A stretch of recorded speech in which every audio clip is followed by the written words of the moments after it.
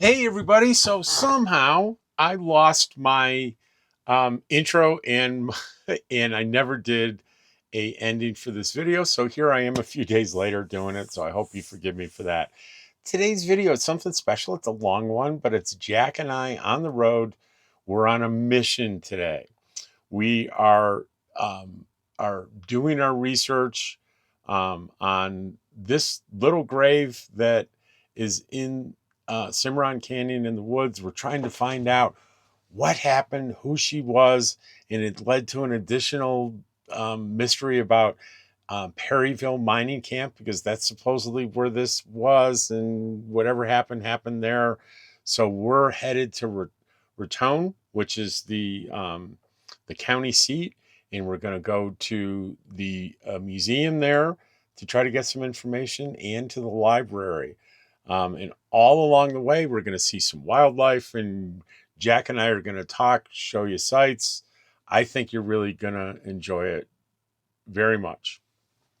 What we're seeing here, it's pretty stunning, huh, Jack? Well, you never get jaded enough not to appreciate it. At least I don't.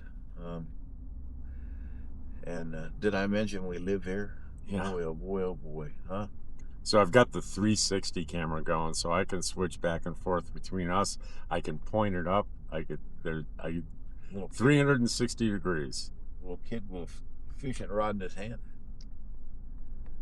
Fly rod. We'll convert him later. Oh, there are kids there too. You know. So we're gonna stop in Ute Park, right? That's where you wanted to stop. You said the gas place. Well, yeah, we'll have to do it down in Cimarron. He got rid of his gas pumps. Oh, okay. Yep. So, all right. Well, do you want to do a narration here? Well, I haven't got the base camp camera going. We already have this footage for that. Okay. All right. But this is, I'm going to keep it rolling just because it's so beautiful, and I've not done the 360 here, so I'll be able to get some more unique footage than I've gotten in the past here. But we're going to be out of the canyon pretty soon before we know it here. It's pretty quick. We'll be in Ute Park. Ute Park. See up there, all the dead. That's how close it came to breaking through. It would have burnt to the lake. That's where they stopped it, up on that ridge. Oh wow, the Ute Park fire in 2018. Yeah. Yep. 40,000 acres. Yeah, just shy of it, I think. The after fire assessment took it down to like 36 or 37,000, I think. But you know, we've been spared so far this year with the dry conditions, and you know, a lot of Colorado hasn't been spared. Well, they still that fire up there, the Aspen Acres fire, is. So my buddy Scott Chafin, who was up, who you met, they were having a family reunion, and they rented all of the Aspen Acres campground for that, and that's the one that burnt. So they got to find another place to get to. When we get into Cimarron, we'll kind of, let's get down to the Family Dollar. I'm going to buy a case of water. Just keep it in the truck here for these things. I'm getting dry.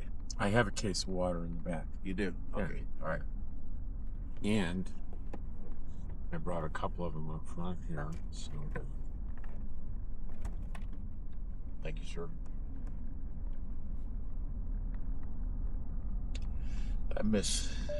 used to have this spring here. I didn't care what time of day or where I was going or what hurry I was in. I always stopped and had a drink of water at that spring. Is that the one they talk about with the log or something? No, the log was back at Clear Creek. Okay. Yeah, did you see that? They have a hauled out log? No. Okay. We have to take a look at that. That's a pretty neat thing. And then, have I shown you the old black and white film called Adventures in Kit Carson Land? I don't think so. Okay, well, it's on Vimeo. I'll send it to you. So we're in Ute Park proper now. Yes. Yeah, and this was a campground for the Utes. There were different groups within the Ute Indian tribe, and these were the Moach Utes, Moache, Moach. And Ute was the root for the name, this Utah. Yeah, State yeah, of Utah, right? yeah. They pronounced it Utah, Utah, and it became Utah on the Anglicized a little bit. And here's the little store. And Stone Store was built by the St. Louis, Rocky Mountain, and Pacific Railroad. And they used to have gas pumps there, but no more. Yeah, and that's the railroad grade going right down there to the right. And then we have our little sculpture along the creek here, remember? And I don't know if my camera would be able to capture it. I'm going to go slow. And in editing, I'll take a look. We already passed it. Oh, it's there. I see it. Yeah, yeah. So it'll be, I think it, nah, it might not be on camera. Well, I wasn't very courteous, was I? No, well, that's all right. He's in Texas. Just joking. Jack didn't mean that. No. Texas. No. We love Texas. Yeah. I lived in 20 years in Texas. Yeah. So don't unsubscribe. Ooh, they're pulling that tree down. A dead tree keeps from falling on the cabin.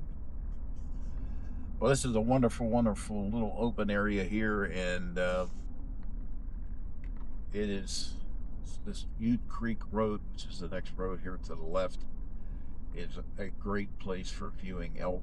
Dead ends up at the Boy Scout Ranch, but I've been down here in mid-September to early October, and just hundreds and hundreds of elk there. So this is the turn here. It's about a mile past the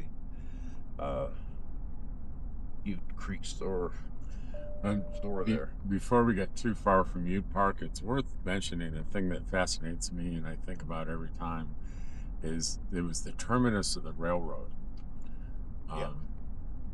Coming from Rotund. Yeah. It terminated there, and people that lived in the Eagle Nest area in the valley would utilize the freight feature on that, but they'd have to figure out a way to get goods between there and the valley, which I'm sure was interesting. Interesting. This is a Boy Scout camp now. There's tents up there. You see them? That's the first I've seen that. I see tents. Yep. I see them. Yeah, this is the old Cimarron Canyon, which this was established by the St. Louis, Rocky Mountain, Pacific. And then when they sold it, it became a girls' camp, and then it became a co-ed camp. And when it went up for sale, Cabela's, Dick Cabela and his wife Mary, Dick and Mary Cabela from Cabela Sporting Goods, they bought this ranch and they donated it to the Scouts. Nice of them. And Cabela's was subsumed by Bass Pro Shops, Johnny Morrison's Bass Pro Shops. New Mexico State Forestry offices here. Railroad grade to the right there, the Philmont signs right on the railroad grade. A couple different grades coming in here.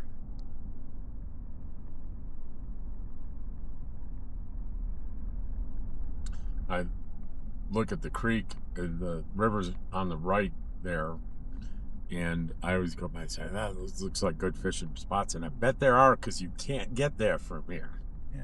There's a fence. It's Scout territory, and you can't go in there without special access. In the state constitution, we have right to fish these waters, and if you can gain access to this stream, let's say at a crossing in a right of way, and you remain in the stream, you can fish it. So, because they don't own the water, they own the access to it. And if you can access it from public right of way, then you can get onto it. You can essentially walk through these areas and fish it. In fact, there was a big test case down here on the Pecos recently, where Raul Torres, who's our state attorney general, there was a guy tried to block people's access. They fined him significantly, and it was threatened with going to jail. And what he did in order to keep people from coming up. But there's a Boy Scout sitting here. This is one of the crossing areas that they have, going from one area to another. There's the Scouts climbing up there, up that trail. See them? I no, I couldn't Yeah. from there. Uh, But access to this creek, as you look around here, there may be a way, some way to get in, but all I see is fence here, and even Yeah. when there's a road, they have it blocked off, so Yeah. it's not easy. Yeah. Well, see, the state fences the right of way. That's the state puts this on. And that was a soft to landowner, so they didn't have to do it. But wherever this creek crosses the road here, you can actually gain access to the stream. I haven't seen anybody doing that. And actually, there at one point, the Boy Scouts did have this open to the public. And New Mexico Fish and Game and Philmont Scout Ranch, if you're listening, it would really be nice if you were to cooperate, collaborate, conspire to get this open to the public and make it artificial lures only and no kill. It would be a nice 9-mile section and would be just another jewel in the crown of northern New Mexico. So, well, and if you don't like that idea, in case you're listening, the other request is, as we're representing the Museum and Visitor Center in Eagle Nest, we would love some access to your land for some tours. And if someone listening has that power, we'd be pretty appreciative of that, wouldn't we, Jack? we would certainly be appreciative of that. So, and respectful.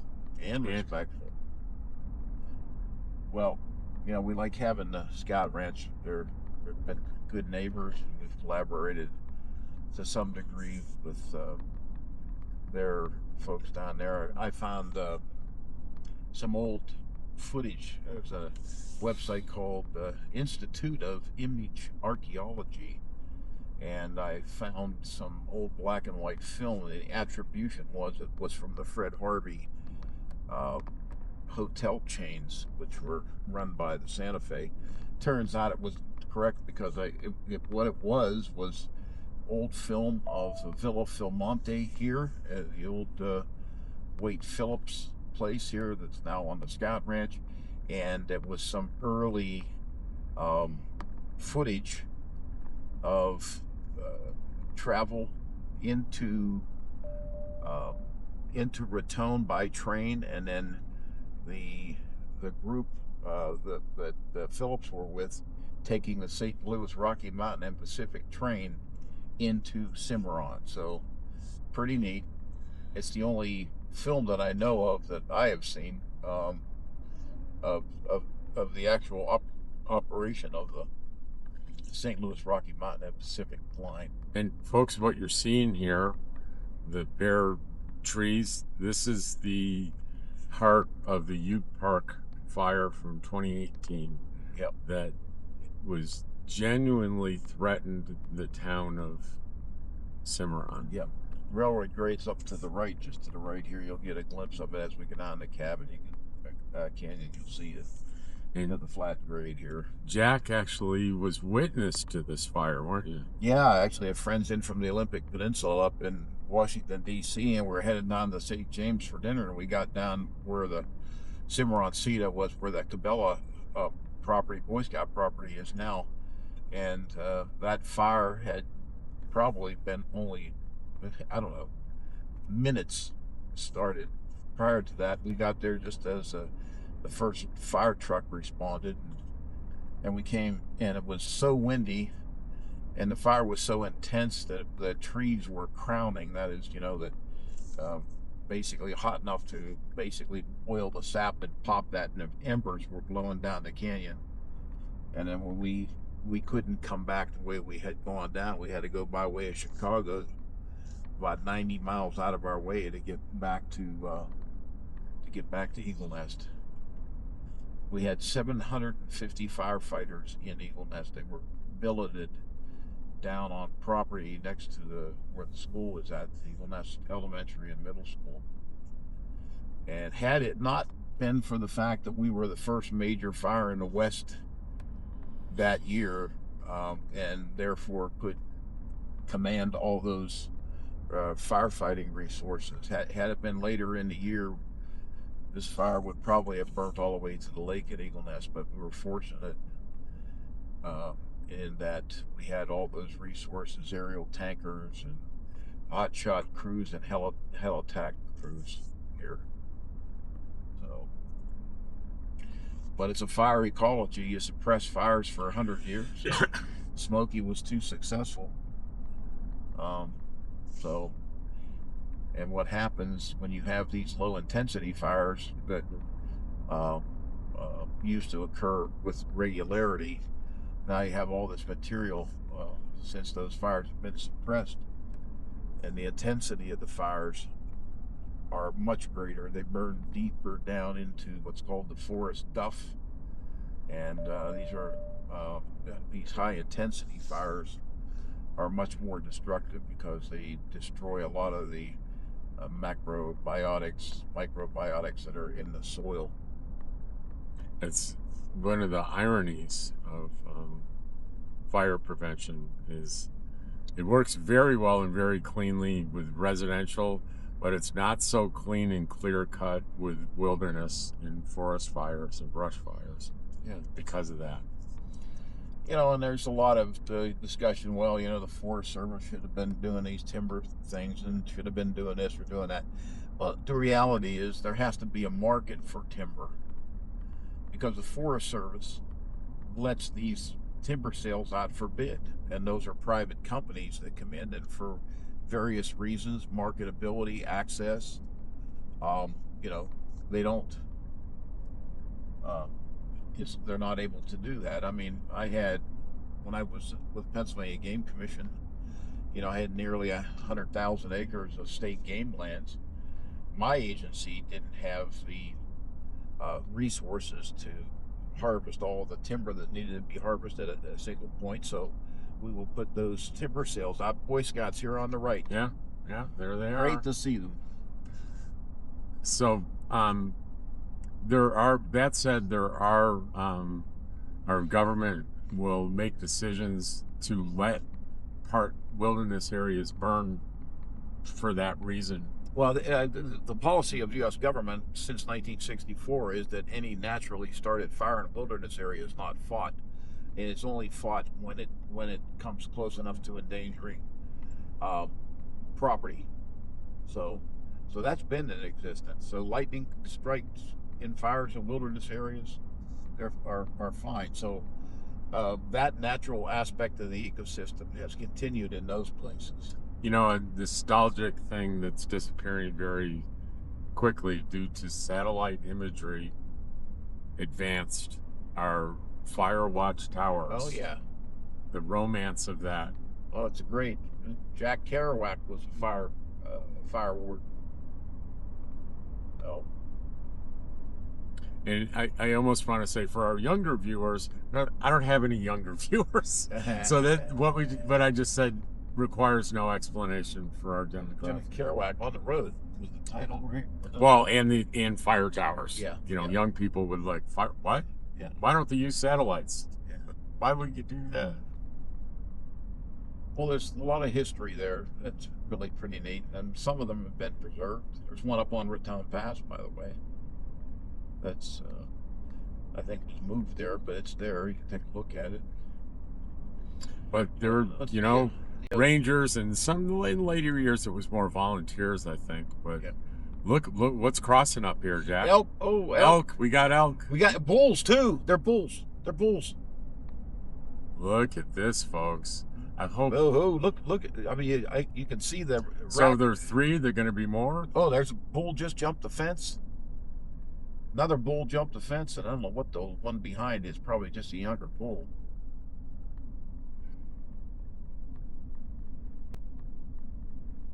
Hang on here. Let's stop for a second if you're okay with that. Where'd they get to? It's right. They're all right there. My goodness Look at gracious. those.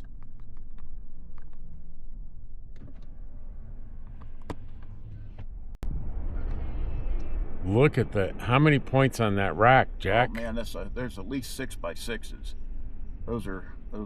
And he hat stopped, hangers, and he's looking at us. They stopped, and they're.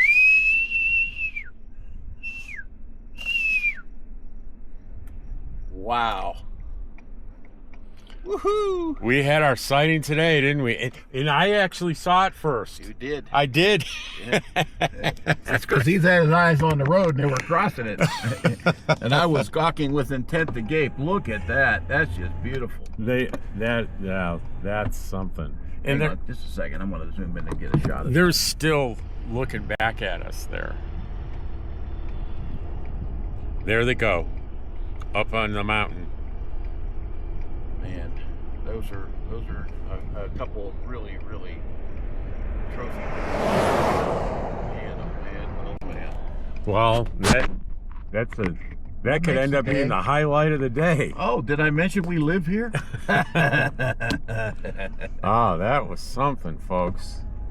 I sure hope I get good capture on the Well, camera. it's a good segue into, by the way, we have the largest plains elk herd in North America. And there are people who can argue that, but I don't think they're going to win that argument. The only contender, perhaps, would be Charlie Russell National Wildlife Refuge in the middle Missouri Valley and eastern central Montana. But we got a lot of elk, man. And we have Mexican land grants here, which means if they get pushed on public land, they cross the fence over onto private land and thumb their nose. So, and we got. In fact, we're gonna be going on a.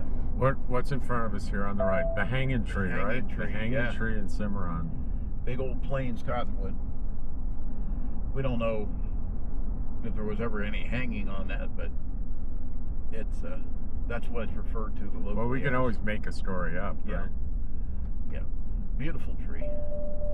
Plains cottonwood. Did you want to stop here? Yeah, we want to clean the window. Oh, okay. Window. At Yeah, the market? Spray? I think so. I'm gonna have to dig through the back a little. Okay. Well, see, we can get the outside, but I'll clean the insides too.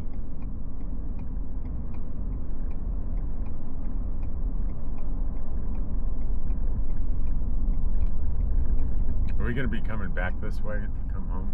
Yeah, we're gonna be going. So maybe we'll get an ice cream at the end of the day. Yeah, there you go. At the Creamy. See if they have something to clean here. If not, we can get down to the Bolero. See if they have something. I'm sure they do have something here, but let's see.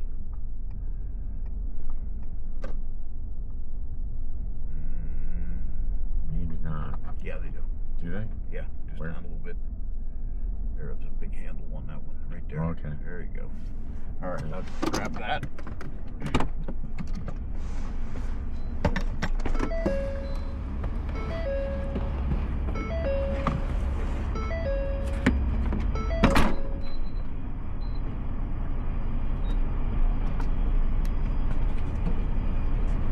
How's Windex? Wouldn't actually be great.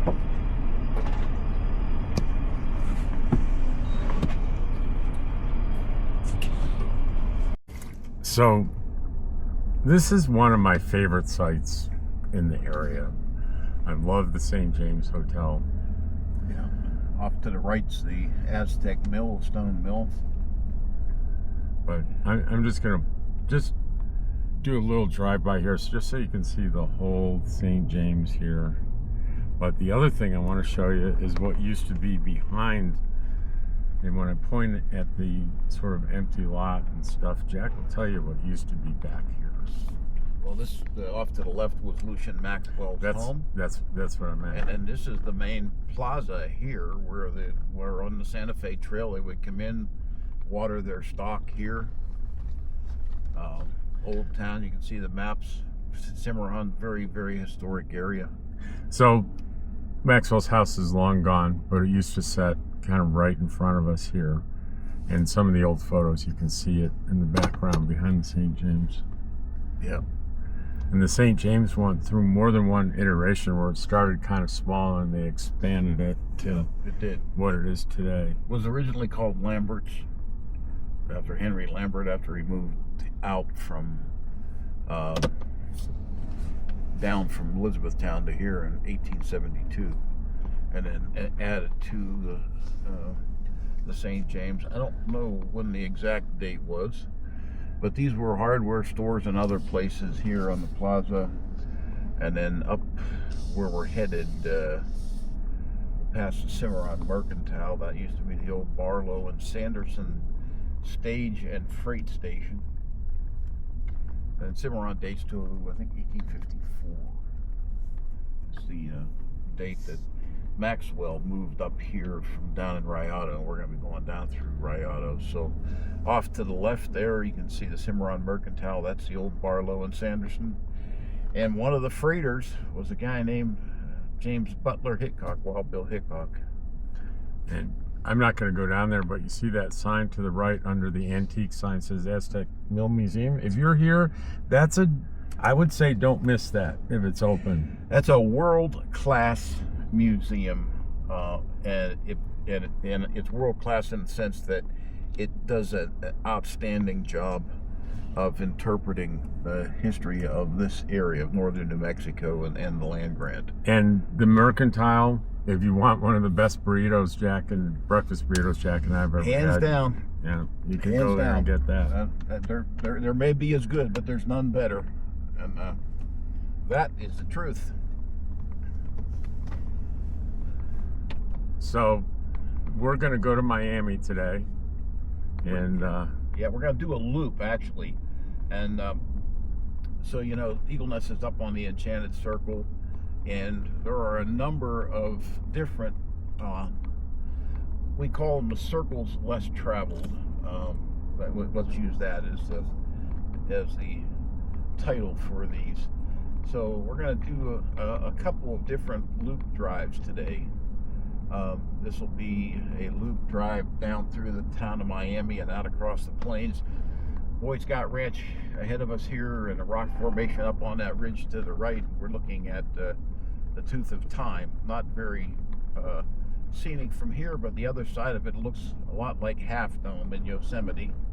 they're reading a historical marker there, and I think it's about the ranch, but also what famous trail are we running parallel? We are literally on the Santa Fe Trail. And understand the Santa Fe Trail, where you see these wagons that are 3 or 4 abreast, that a lot of this land allowed that to happen, so you weren't eating the dust of the wagon in front of you. But yeah, we are literally on it right now. And the trail itself would have been, look, if you look to the left here, you'll see some of the disturbed soil. That's the actual trail. And, you know, back before the proliferation of the railroad, the Santa Fe Trail was an example of in its day, the interstate highway system for the West. Yeah, it was not an immigrant trail. It was a trail of commerce. It started that way in 1821, and it continued right up to when the railroad made it obsolete. We should see pronghorn here, and Sheep. You know, Antilocapra. They're their own genus and species, and they are the second fastest land mammal on Earth. Only the cheetah is faster, and then the cheetah's lung capacity is such that it can only do that in short bursts. But this, the windpipe on a pronghorn is about two and a half times what it is on a human being. But and whether it picks up on the camera or not, I can't tell. But on both sides of the road here, there's disturbances of the prairie landscape, and that's the actual trail. This is the mountain branch of the Santa Fe Trail. We're coming into Philmont Scott headquarters here. This is where Waite Phillips from Phillips Petroleum family, the Phillips family. Waite himself was in the transportation of the product. I think that was his claim to fame within the Phillips family. In any event, the UU Bar Ranch was originally around 450,000 acres, and then he gifted 137,000 of it to the Boy Scouts in 1937. and they have added to that.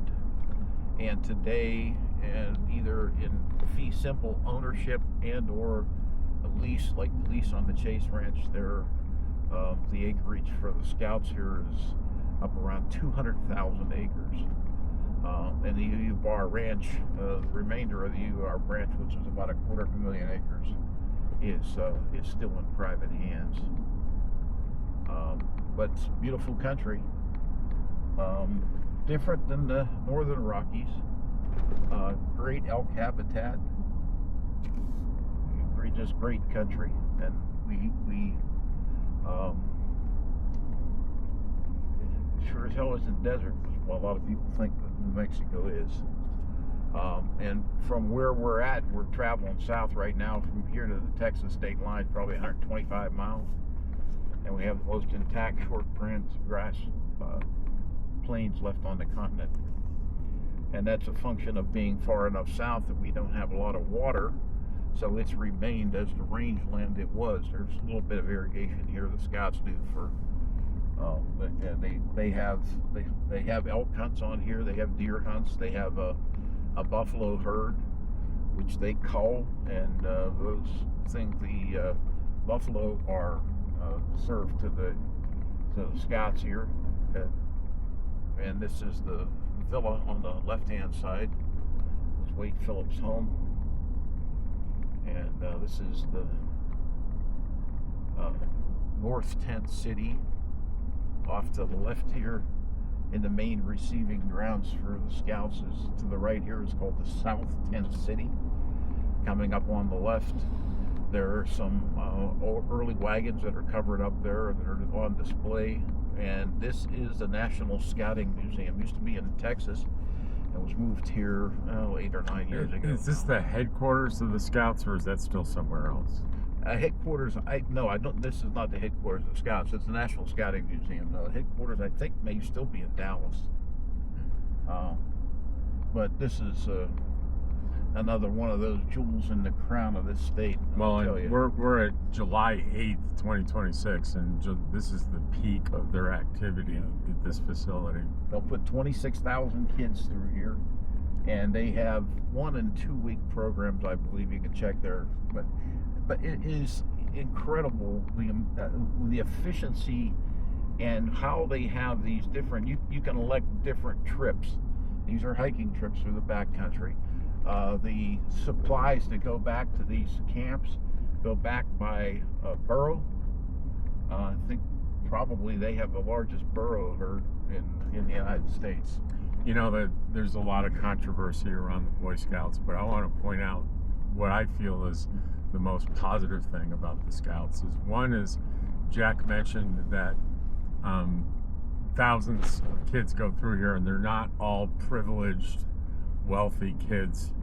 They have many programs that bring inner city kids out here, and regardless of the shortcomings of the organization over the past, introducing kids to the wilderness and teaching them about it is invaluable for the maturity and progress of young people through their life.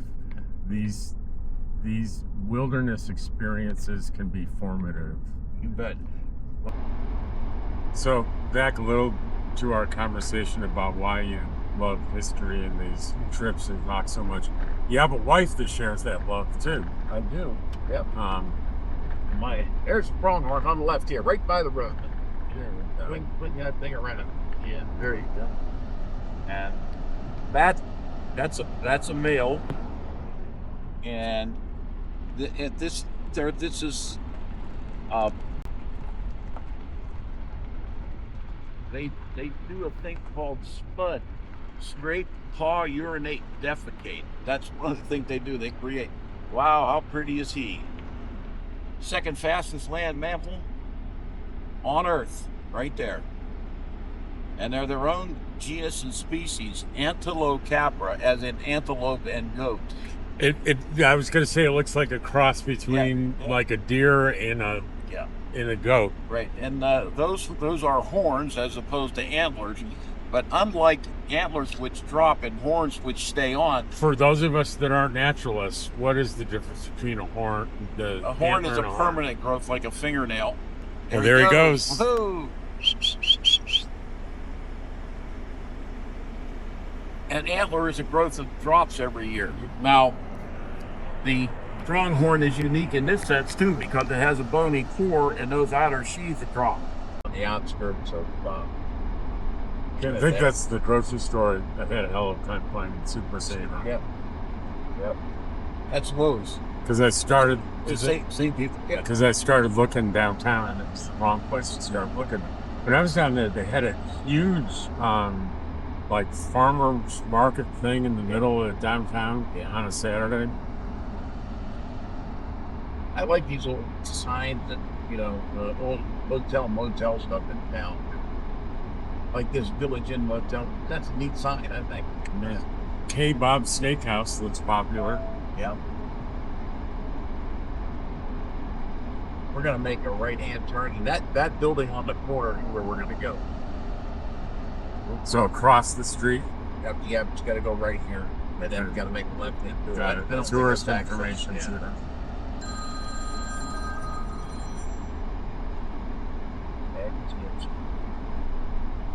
Hey, Agnes. Hey.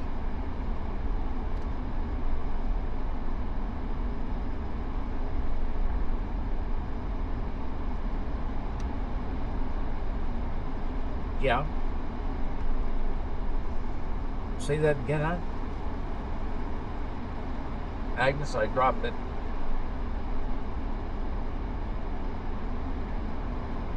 Hello?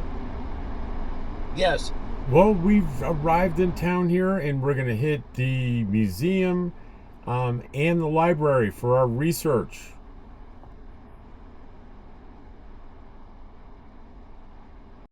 All right, here's the museum, and apparently it's open.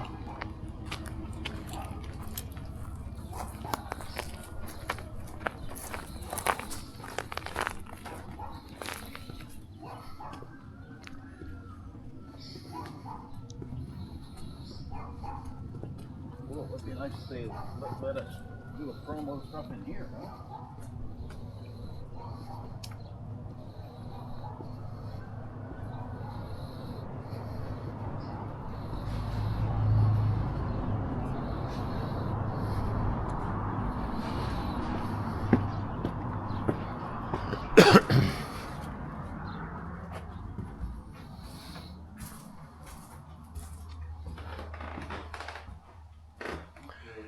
Is it okay to shoot video in here for YouTube? Yeah, that should be fine. Hi. My name is Rob, and this is Jack.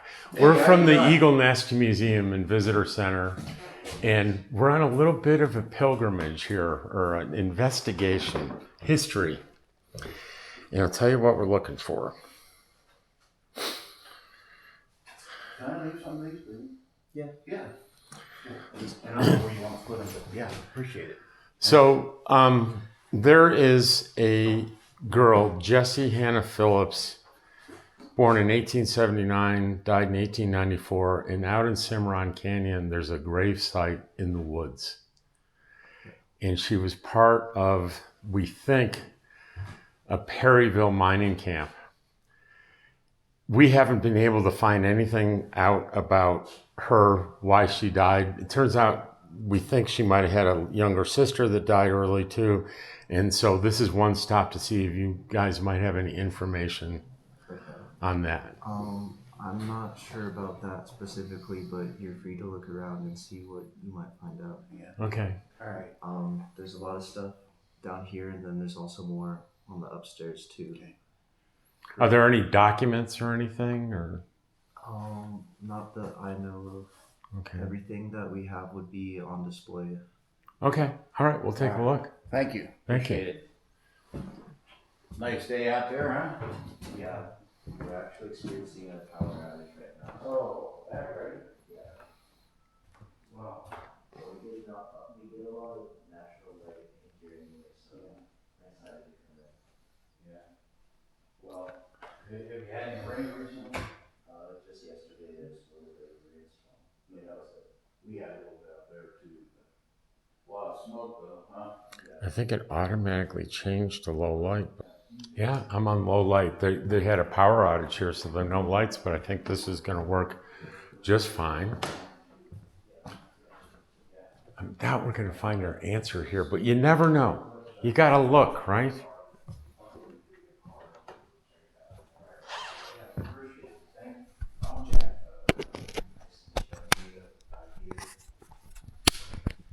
Keep around though. Okay. All right, thanks.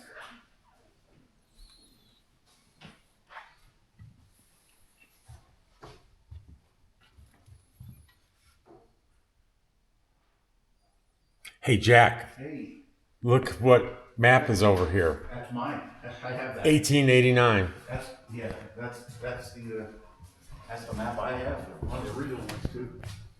That's it.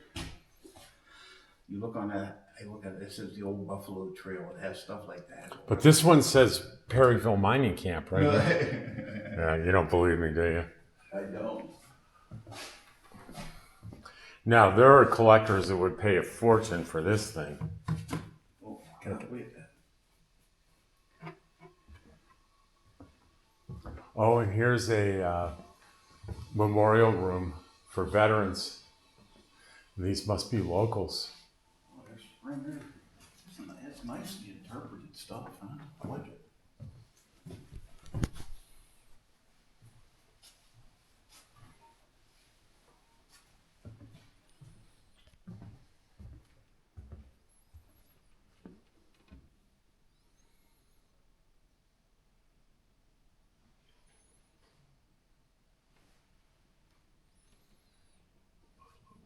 Old Mexico.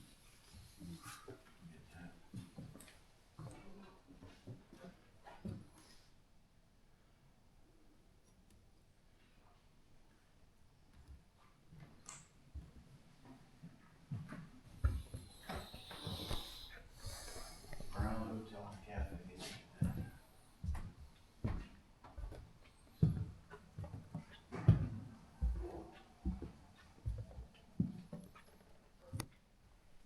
Oh, look at this. Victor Gramophone. Hey, Jack, you think we had something with our Victrola? Check out what they have. Oh man. How is that? That's a gramophone. Wow.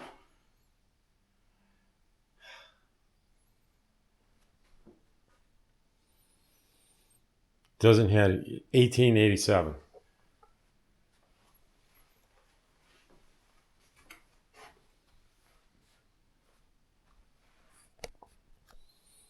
Boy, that's something, huh? And do you know what this is? A polyphone, huh? Yeah. Oh, yeah. The springs underneath there. Yeah. Well, and Yeah. that's what plays. Yeah. I'm surprised they don't have a sign on there that says "Don't touch." I would. Yeah. I would. Oh. All right. You want to call your brother from here? Give me his number. Oh, And yeah, we'll connect them. The Blackhorn Motel in Raton. Disconnected.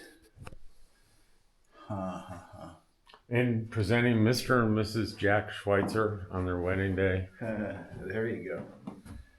There was a time I could have fitted something like that on the rate, but not at the same time. Traveling trunk. And if do you want, we can sit and have some tea here. It looks like.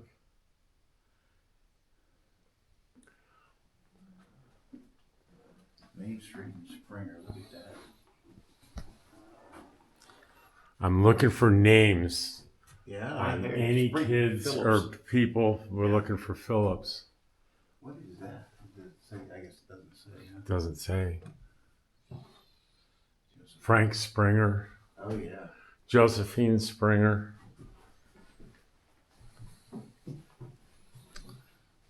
No names on these. Frank Springer is noticed for me. The construction of Eagle Nest Dam, founder of the New Mexico he founded New Mexico Highlands University. I didn't know that. Founder of the Museum of New Mexico, founder of the Art Museum of Santa Fe, founder of the School of American Research in Santa Fe.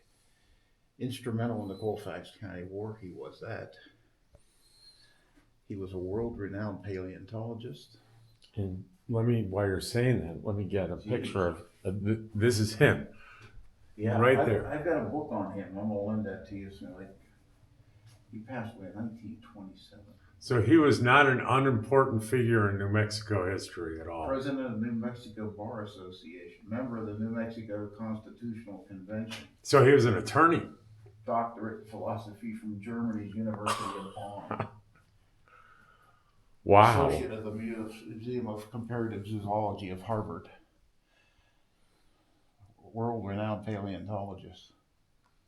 Did you know all that? Oh, well, you had the book. Some of it, yeah, but of course I didn't have it. But they had a Philadelphia connection, and I don't see that here. Maybe it was his parents. Oh, we might have something here. Hang on. Can you hold the camera? I'm going to pick this up and see if I can see some names here. Maybe I should just get the names on camera because I won't maybe be able to see them all here. Yeah. Because they're so small. But an ancestor of the girl could be in that picture. There are lots of names there.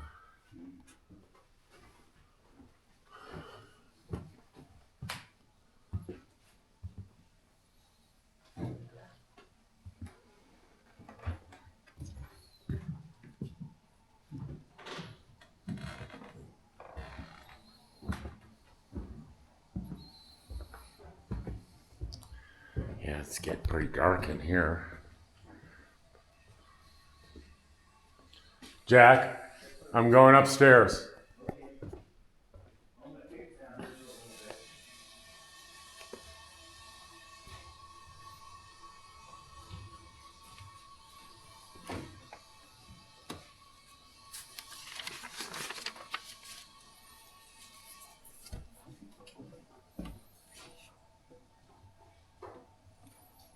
I'll say it's in here too, Rob.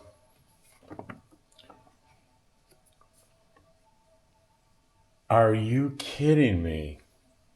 What's that? You got to see it for yourself. All right, hang on.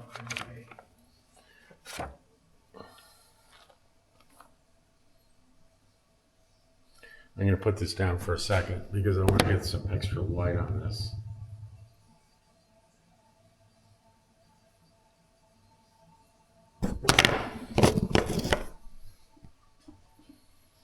Reception Register, New Mexico Reform School.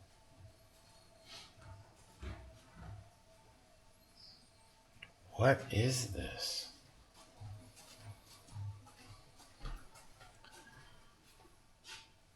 $1920, and this is the beginning of it. New Mexico Reform School. But what would this be? Oh, it was in the other room. They just had something there. Juvenile delinquent. How far back does it go? I mean, this is in the middle of it. We're in 1921.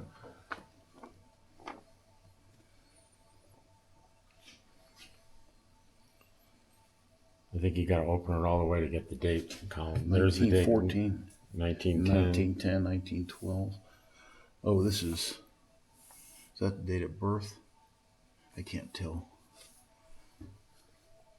Where born and when, yeah.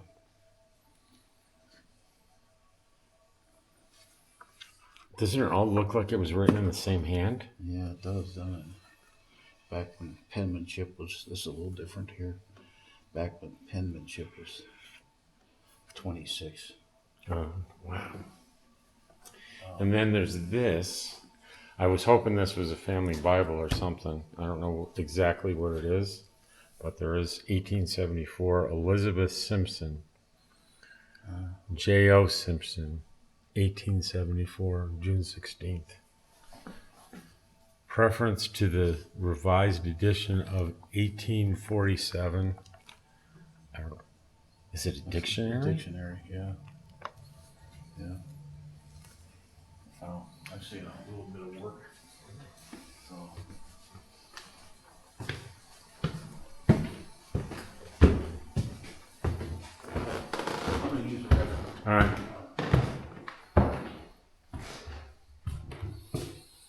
Philmont Ranch, 1927.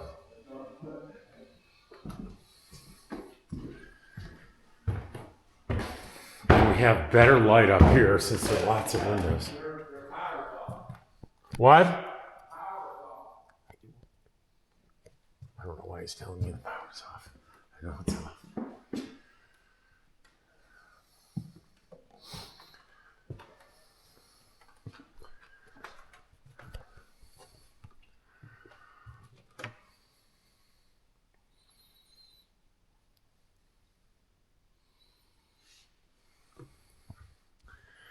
I'm looking for anything to do with mining.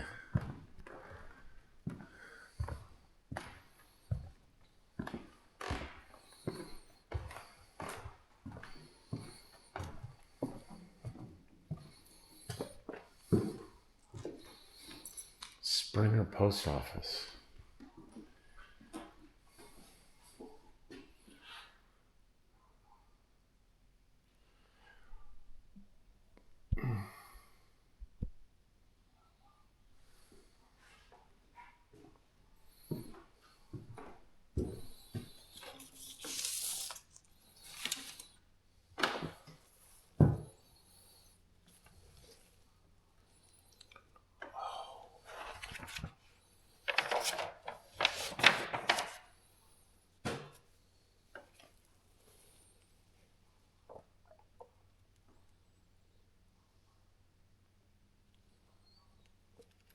Talk about names.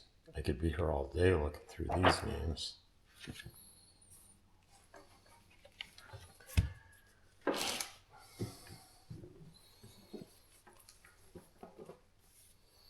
This is alphabetical.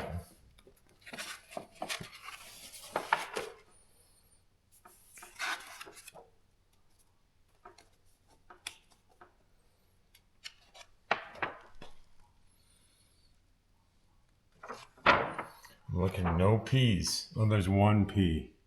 Not the Phillips. We're looking, not Phillips though.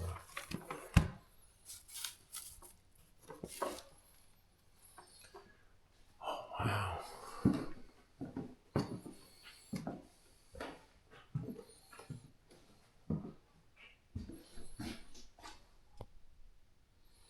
It's 2000.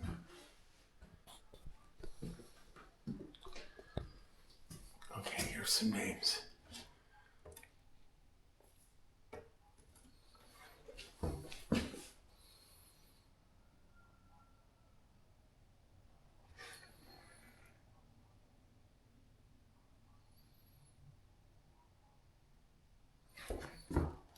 I don't see Phillips anywhere.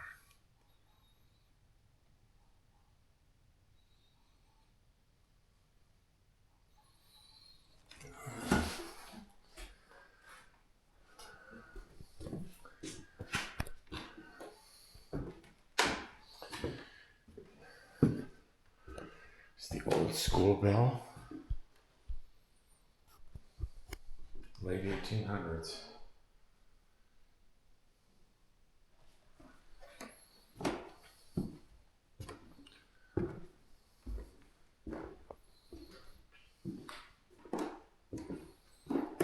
Every year.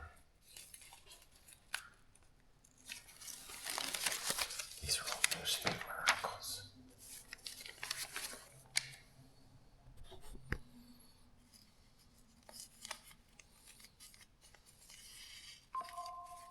(1953). So these are all going to be too late 54. But let's get the names on here. Let's get the glare. Can we get the glare off? I don't know if we can. Get the names.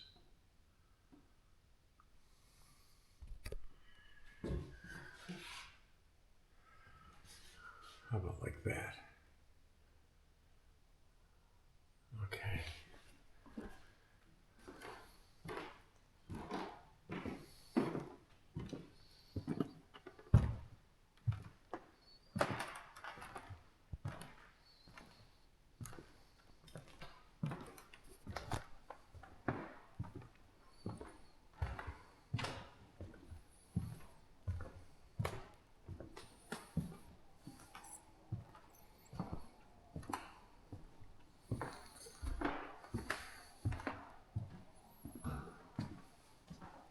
I guess it wasn't okay to record in here after all.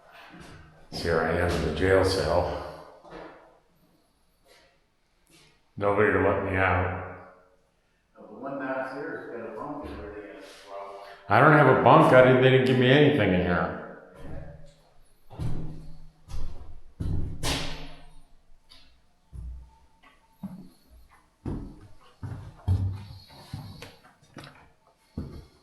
4th of July at the Fillmore Scout Ranch in Cimarron. That's the rodeo.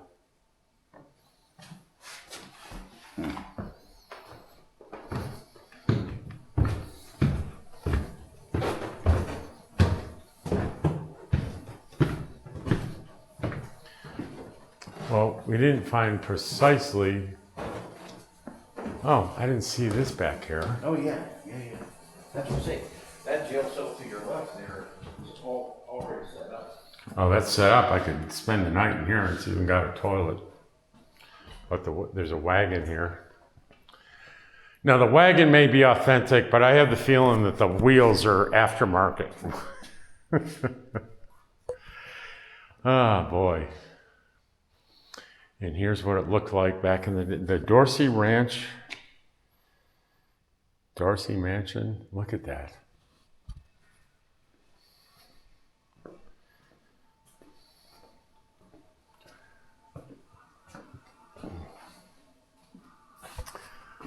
Blackjack Ketchum. Despicable man.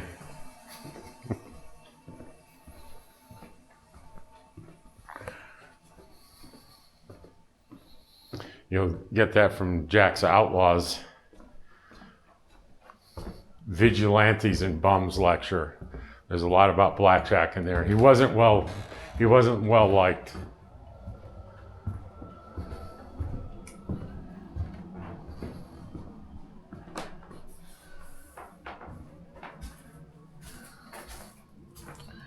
Well, that was certainly worth the excursion, but didn't find anything on the Phillips family. All right, well, now we're at the library, and we're going to take a little risk in recording, but we'll ask as soon as we get in.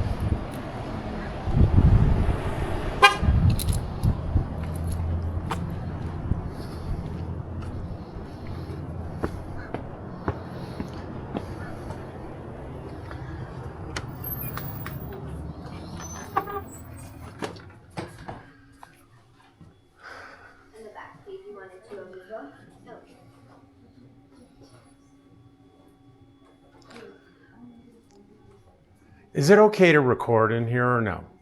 To record? Yes, it's okay to record? Yeah. All right. I don't know if you can help us. We're from Eagle Nest, from the museum there, and we're on a research trip. Okay. And let me show you. The Route 64 through Cimarron Canyon? Uh-huh. In there in the woods is this grave. Oh, okay. Notice the dates 1879 to 94 and a name. So nothing's available on this. So we're looking for two things. We're looking for hopefully maybe a newspaper article on microfiche or something from 1894 that'll tell us. And the other thing is they say she died there in the woods in a little settlement called Perryville that we can't find any solid information on, but we know there was a post office there. So we're really looking for two things: the identity of the little girl and what happened, and the existence and location of the Perryville post office and settlement. Oh, and Danny would be the one to ask for all that, and she is not here. Do you know if you have newspaper We records? have microfilm. Don't know how far back. Do you know how far back? Oh, from the beginning of our newspaper. 1890s. What it was? 1894. 1894. Do you have any idea if we have 1894 newspapers? I have no idea. What if we can maybe It's all contact her? upstairs. Do they have it on here now? I don't know how far she got to transferring it and where that is. And he just left. He was the one that was transferring it all on here. Yeah, Stefan's the one. I asked for that type of thing, so I have no idea. He just left. Let's see if I see anything. Alright, so there's the back. Nice building, huh? It's just we've gotten emotionally attached to this because it's like no one remembers this little girl, From here? huh? Y'all ain't from here? We're from Eagle Nest. Eagle Nest? We're with the museum and visitor center there. Okay. So we're You're very just here today? well. We came here today to investigate this and to try You to. won't be here tomorrow? We won't be here tomorrow. No. We drove up for the day. There's a person that knows about the microfilm that transferred everything. He just left to lunch. Is he going to be back today? Yeah, he'll be back. Well, heck, Yeah, we can. we'll wait. We'll hang out. What time is he coming back? Any idea? Back at 2. For that first See you too. Okay, thank you. Appreciate it. That was easy. Thanks much. You got a great building here. You got your appetite back? This used to be a post office also. Yeah, that's great. That's right. Really nice. Yeah. And you got the stacks upstairs, huh? Yeah, they have addition upstairs. Thank you. We'll see you in a little bit. Does the county clerk have all those? We were there. We went to the county clerk. Yeah, we went there. All right, I just thought, it seems like they did at one time when they were trying to get something transcribed too. So, Yeah. Yeah, okay. All right. Okay, thank you. So you want to get? Is your appetite back or at all? Yeah, I'll grab something light somewhere.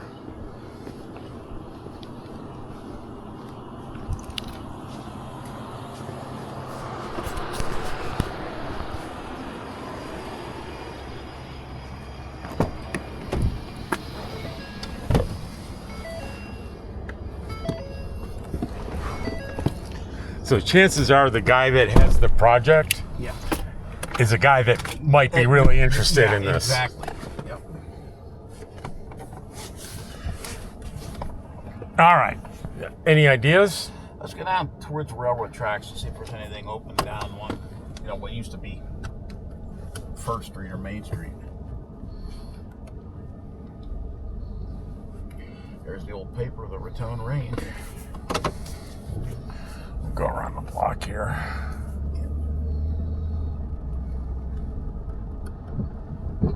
Whoa! Hang on, let me get that. Just unhook that Velcro. That's not doing me any good, is it? Nope.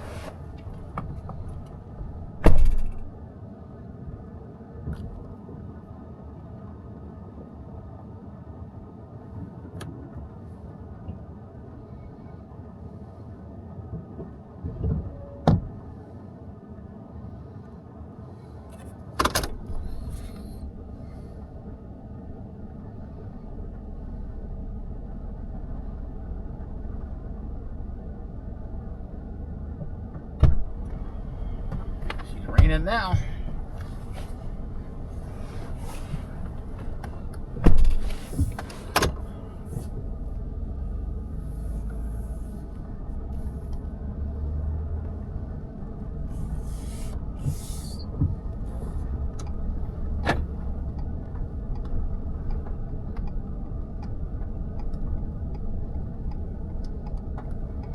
That's the guy who designed that house right there. The guy who designed the Purple Heart lived there.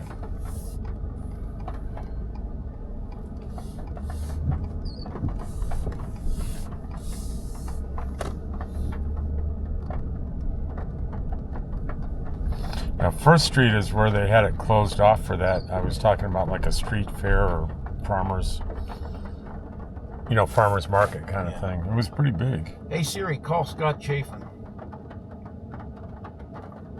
Is this the Western wear place you were talking about? Oh gosh, he goes right across here. Let's see what he has to say.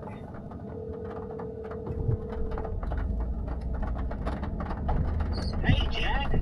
Hey, Scott. Hey, we happen to be over in Raton doing a little bit of research for the museum. Hey, is there any place you recommend to grab a bite to eat? Oh, man. I got to think about this one. Okay. There's not very many good places over there. Yeah. There really isn't, unfortunately. You know, the place that I like is just me personally, and it's because I like a burger.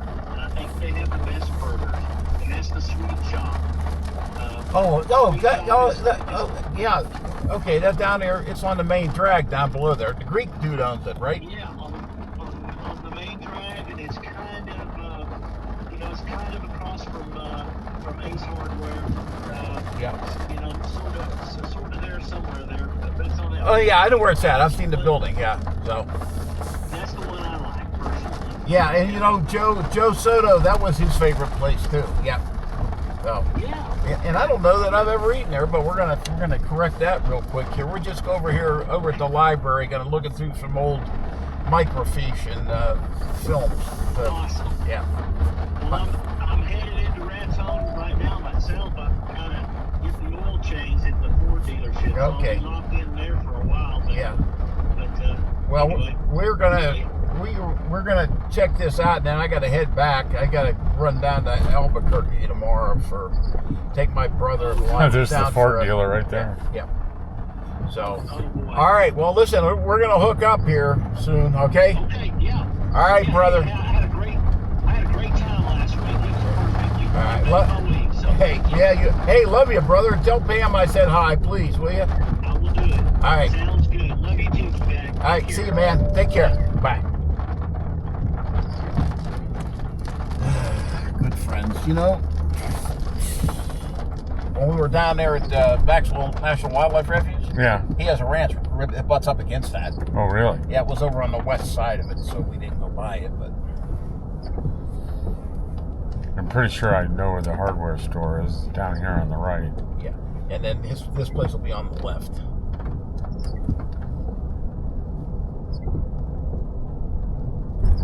I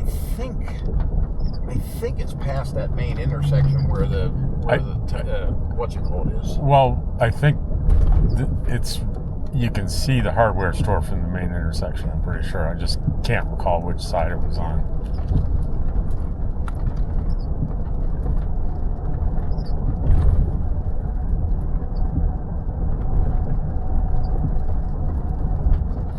He says, "Oh, I can't remember. It's called someplace. It's called Mick something."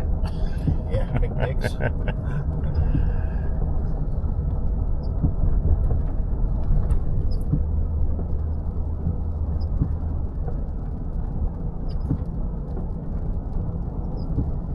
Hardware store.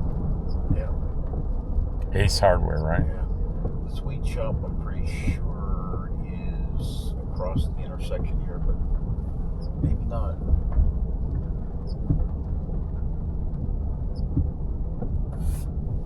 Yeah, I think it's right over there.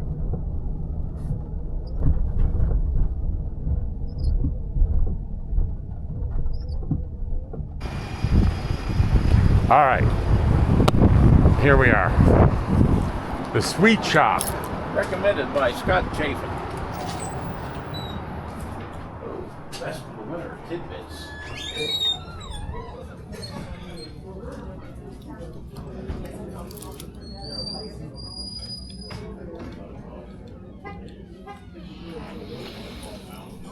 Is it gonna be two? 2.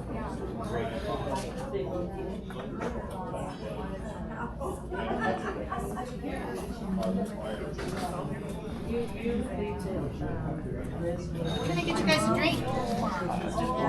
Water? Yeah, water's good for me. Let's see. We have Sweet Shop burger, chicken fried steak, chicken salad sandwich, Santa Fe chicken.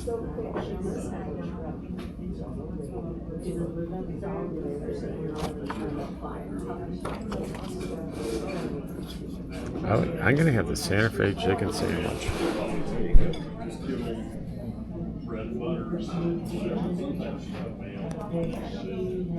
So this is the chicken sandwich. Jack and I both got onion rings, and I can't be rude and show this woman's burrito beside us. Jack, how would you describe that burrito verbally? Well, I'll show you a picture of it in just a second. Because I took a picture. You took a picture of it. You got it. Hang on a minute. As soon as I figure out where the hell it is. Oh, look at this. You need to go? You don't want it? Okay. That's crazy. So this is going to be on my list of, I'm going to drive 80 miles over here, or 64 miles over 54 miles, that's for how far are we? 64. 64 miles on 64. Yep. Is that true? It is. 64 exactly. miles Yep. on 64? Yep. All right, we're back at the library.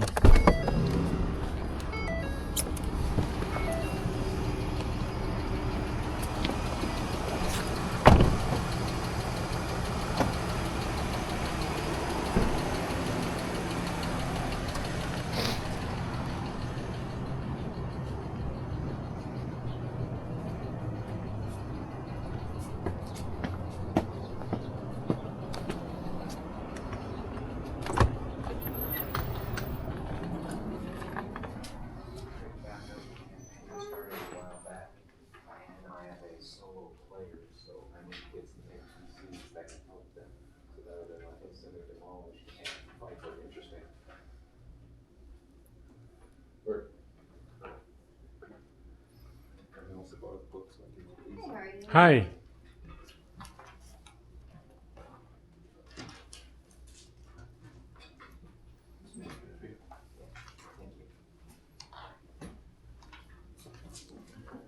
We're waiting for somebody to get back from lunch. The microfilm guy.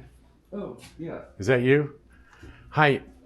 Are you okay with being recorded or no? Okay. This is Jack. My name is Rob. We're from the Eagle Nest Museum and Visitor Center, and we're on a mission. Can I show you what our mission is? So, you know, Highway 64 through the canyon, Cimarron Canyon. In the woods is this grave. Jessie Phillips, 1879 to 1894. What we know, and it's totally hidden back there. And what we know about it, and that's where it is in the canyon. What we know about it, well, what we think we know about it is, number one, she obviously died very young there, and we believe that marks where she died, not necessarily the body, but it was in a place called Perryville, which we believe was a mining camp, but there was also a Perryville post office there that we have dates on and everything. So we're looking for two things. We're looking to who she was, how did she die, and also I found out she had a younger sister that died early too, and we think they were from Springer. So Jessie Hannah Phillips, 1879 to 1894, and possibly Mary Phillips, 1886 to 1892, then even a third sibling. So we're looking for where was the Perryville mining camp? We can't find the exact location. And who was this little girl and why did she die? What happened?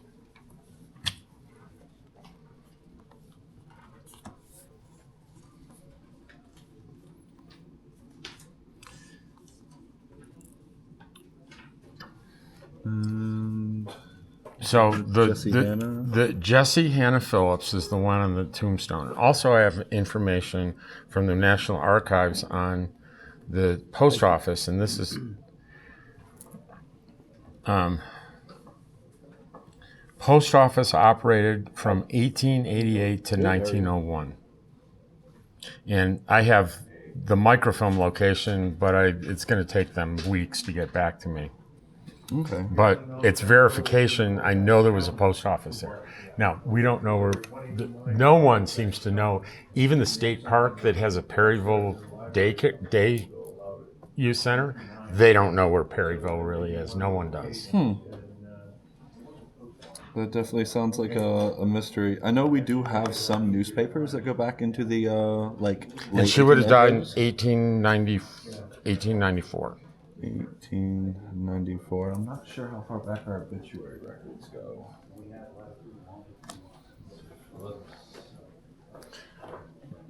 You know, it's gotten to be emotional because it's like this girl doesn't need to be forgotten, whatever happens.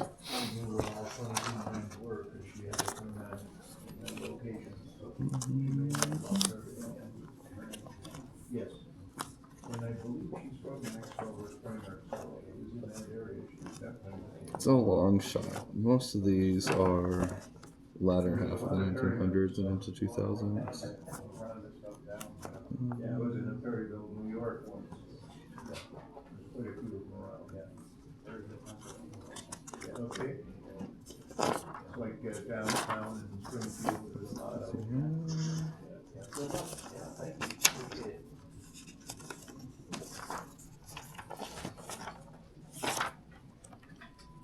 There are some Phillips. I think parents James Jerome Phillips and Harriet Maria Simmons Phillips. You know, she had any children? All I have is the parents James Jerome Phillips, Harriet Marie Simmons Phillips, possible sister Mary Phillips, another Lenora or Lena Phillips, born about 1889. No, the oldest Phillips we have is Edra Phillips, who was born in 1908. No. But there might be something with census records.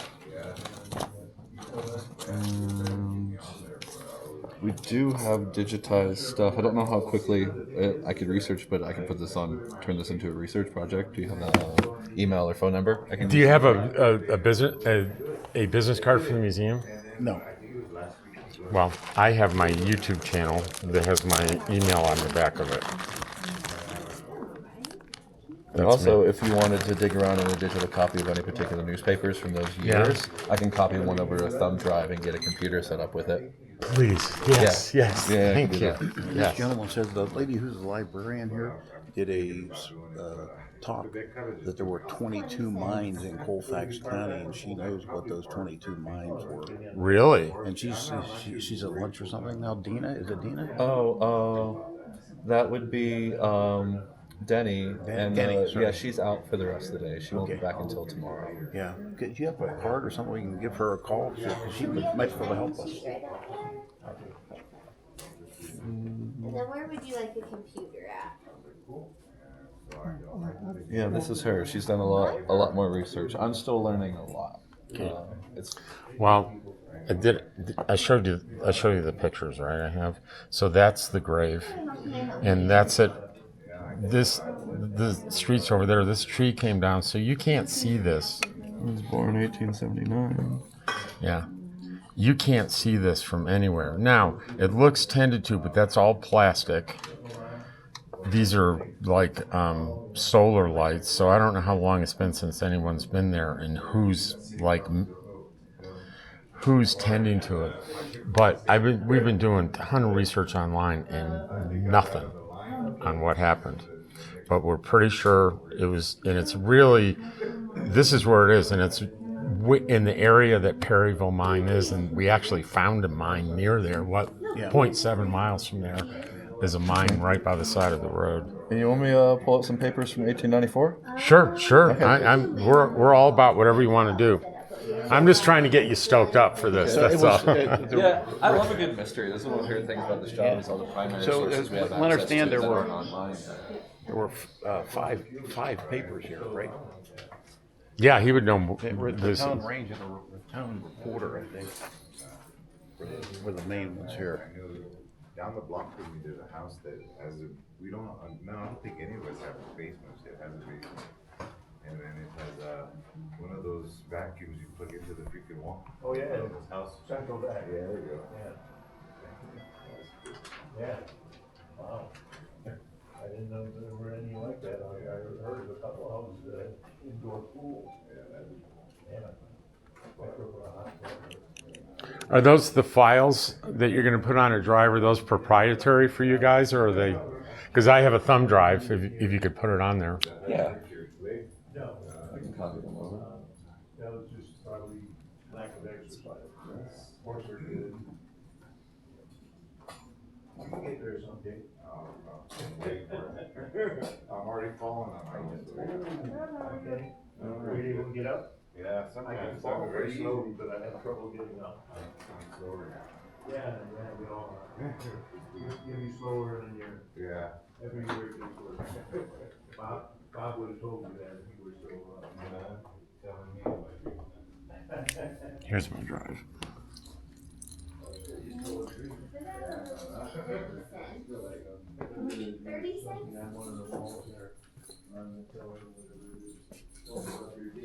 So this is that thing that he invited me up to, that Greg did, Oh, okay. the 40th anniversary symposium. And that's September 24th to 27th.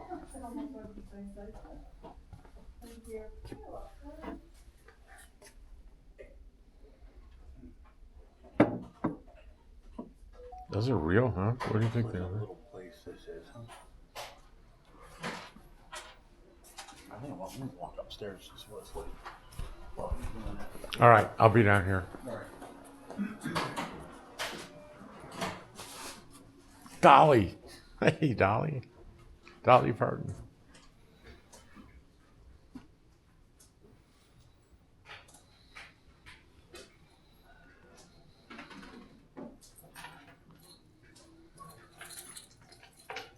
All right. You gave me this. That's the Colfax County Stockman and the Raton Range. Both have 1894 in there, so hopefully her obituary Okay. is in there. And as well as the census for 1885. If she was living in Colfax County, she should probably be in that Okay. census. And what was your name? Stephen Baker. Thank you so much. I appreciate it. It's a pleasure. All right. Jack, we got the goods. Especially in the summer. Yeah. And if you like winter sports, it's good in the winter. Yeah, yeah. There you We go. can do that at home. This is the gentleman that told us about the lady with the 20 nose to the So you got the card. We're gonna call her, right? Yeah. Thank you. You're on Did you get camera. any If that's okay. information at all? Yeah. Yeah. Well, I got a bunch of newspaper Yeah. stuff from the year she died. So Oh, so good. we're Yeah. hopeful. Yeah, there should be. And the 1885 census he gave Well, us. there you go. 85? Do you know when she passed 1885. away? Not 1894. And how old was she? 12. Okay. Was it 12 or 4? No, she was 14 or 15. Oh, 14. 79 to Pretty young, 94, yeah. In the Probably on a middle- ranch. in the middle of nowhere, in a Cimarron Canyon, you know. Yeah, most of those are ranches or mining. He's got it. people, Yeah, mining was what we Okay. think. Yeah. 1879 to 94. Yeah. So that's 15 years old. Yeah. But she had a sister that was 1886 to 1892. That's only 6 years old. Wow. Then we have parents, sisters, but still, I guess that's part of the reason the average life expectancy was 40 back then. Yeah. A lot of people died young. Yeah, for sure. Yep. Yeah. Well, and thanks. then the other mystery is Perryville. Where was it? Exactly, yeah. You know, there's original artwork in here. You familiar with the artwork in here? It's all over, apparently, so they may have something in. They have Bert Phillips is one of the founding members of Taos Society of Artists. They got a couple things for him. And Burning House, all these guys. It's crazy, beautiful. Yeah, Yeah. yeah, this is back from the 30s, 40s. Yeah, or WPA Maybe stuff even here, earlier, yeah. Yeah, well, those guys would have been 1898. The sweet shop also has some information on mining in the area. that we just ate down there. Yeah, we just we saw one of their burritos and couldn't believe it. Large? Yeah. Yeah, yeah. I'm Jack Schweitzer, by the way. Hi, Jack. Dan And Ferguson. Rob Wakely. Hi, Rob. Nice to meet you, Dan. Nice to meet you. Appreciate it. Thank you, sir. All right. You have a good Don't day. show that to the police, they'll arrest me. Oh, you're wanted in how many states? Take care. Hey, Thanks so a much. lot. And keep in touch with me on my Thank you. email. Thank you.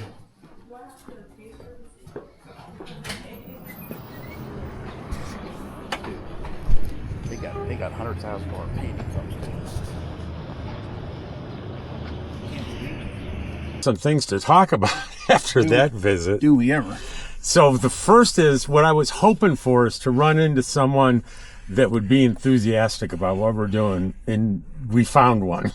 We did. We found one. And he gave us a thumb drive with records on it that are about as promising as you could expect or want. And we're gonna and I'm so glad I had a thumb drive in my pocket.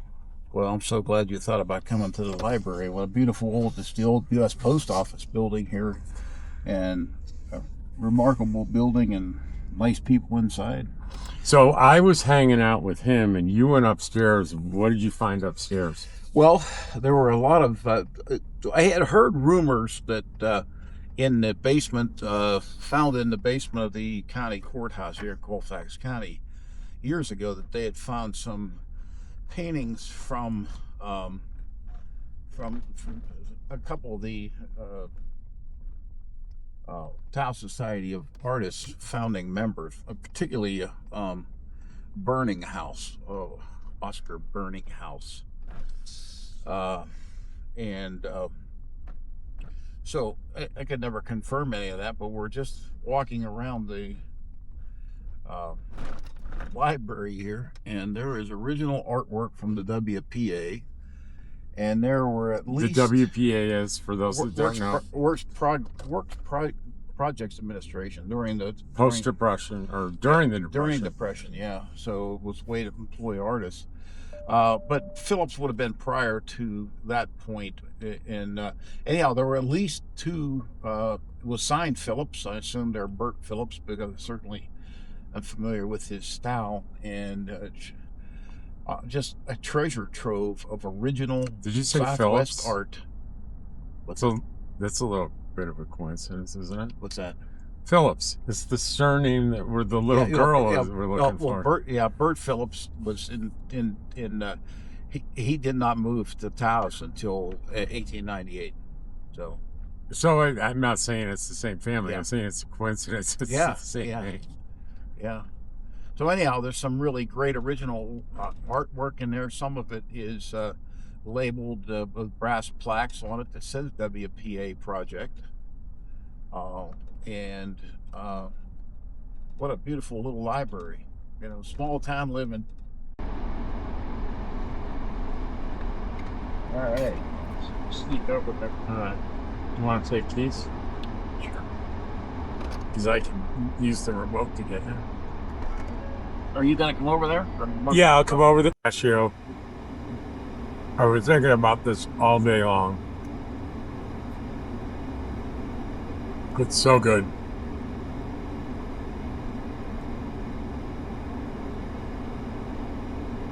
And wait for Jack. He's in the car museum. And if I finish this before he gets back, I'll go in the car museum.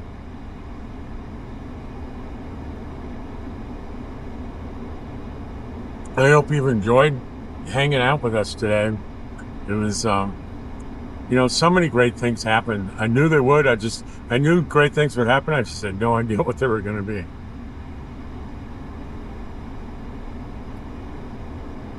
On the way back, I'm going to slow down and show you the spot on the road where the little girl's grave is. There is a video that I did not long ago where Jack and I took you back in there to the grave.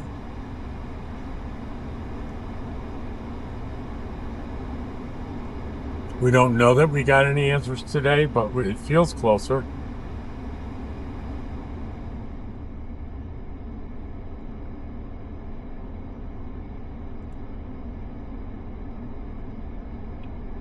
Ah, that tastes so good.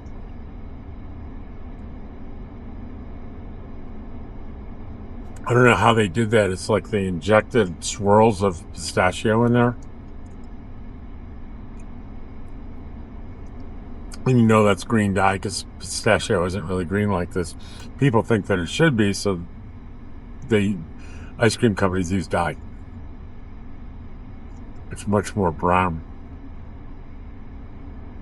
with maybe a green tinge, not bright green. And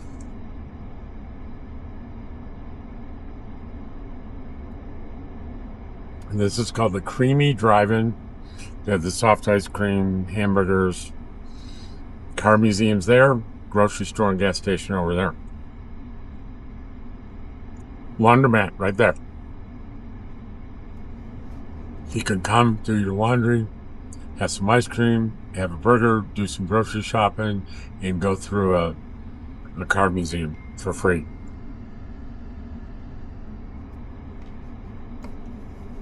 I heard a message come through. Wonder who it is. Wonder who it is. What is Judy's husband's name? Burke. What? Burke. B-U-R-K-E. Burke. Deborah's going to think I'm smart. I just had a There's no kids in there if you want an ice cream. No, I'm good, thanks.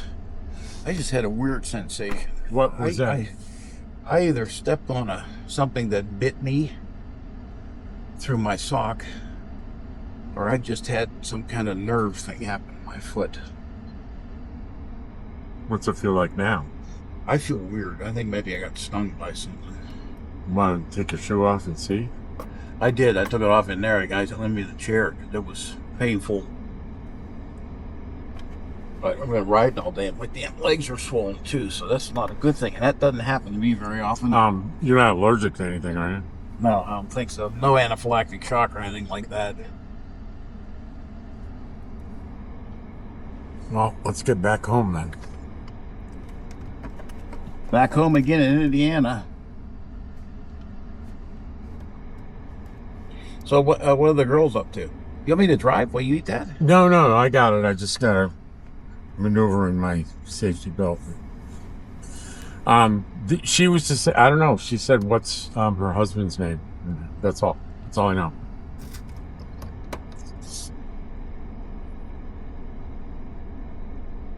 Yeah, it sounded like a genius because they answered with the right answer right away. Even though I had no idea what the answer was.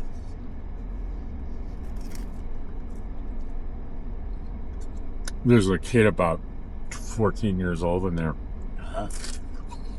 And maybe 12, working behind the counter. They said, I've been thinking of dreaming about this pistachio ice cream all night. She goes, we're out of pistachio ice cream. And I'm like, oh. And he goes, and I saw his face, so I said, you're screwing with me, aren't you? And he goes, yeah, I am.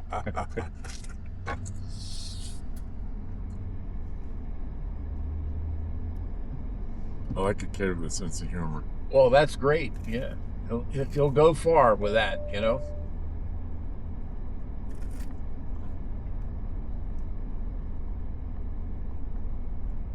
It's like, what, now that there's another layer to this, now that I heard you say that, a lot of kids see an old man walk in and they think, well, I don't have anything in common with this old fart and I just want him to get out of here. And the kid makes a connection, decides to make a connection with the old man. Problem word right there. Oh. Sorry. Yeah, and you know what? That's a good thing. Getting that level of discourse at a young age. You were a outspoken guy, I'm sure. So was I. I always like talking to people. I hate awkward silences. I mean, there's times when it's a good thing to be silent. I know, but still. Do you believe this? Look at this. Look at all the ground that we have covered today. Mm-hmm. And think about the beauty of it all. And there's elk crossed right here. Yeah.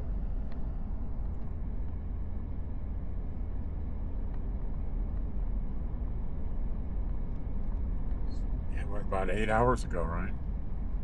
Yeah.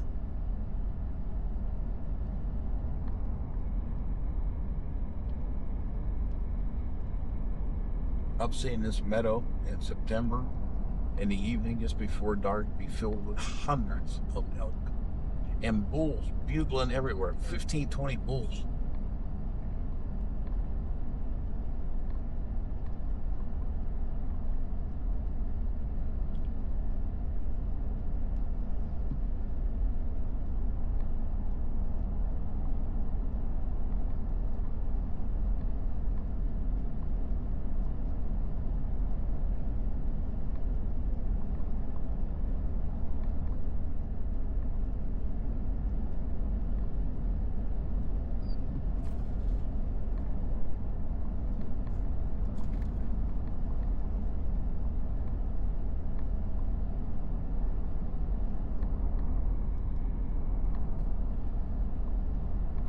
That's pretty cool. That kid messed with you like that, I think, huh?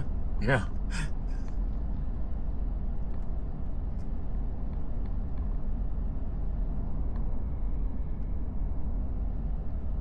That's Antelope Mesa there, by the way. This is Midnight Mesa. That's the UPS truck. That kid may watch the video and go, "You dumb son of a bitch, I'm 17 years old, not 12. I'm less of a judge than I used to be about kids' ages.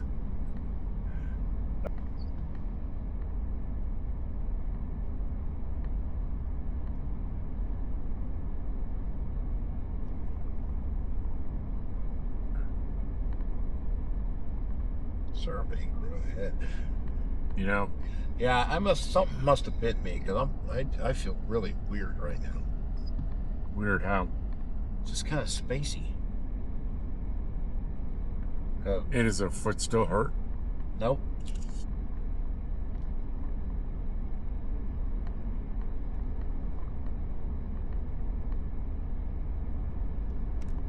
Want to go to the Angel Fire Clinic? No. Want to go to the hospital? Ambulance? Nah. Pull over, leave you by the side of the road for dead? That might work. So I was going to mention, every time through here can potentially be a different experience because lighting makes a dramatic difference in how you experience this canyon. Oh, it does. Yeah, and it depends on whether they're going up the canyon or down the canyon, what the time of day is, whether it's cloudy or not cloudy. But this is pretty unique lighting right now today. Look at all this growth in here. This is coming back after the fire. And that's been cut back from the road because we saw the road crews out doing that. Or maybe you weren't with us.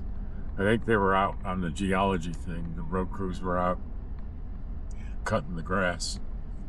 I'm not quite sure what this cut was here, because there's the railroad grade over there on the left-hand side.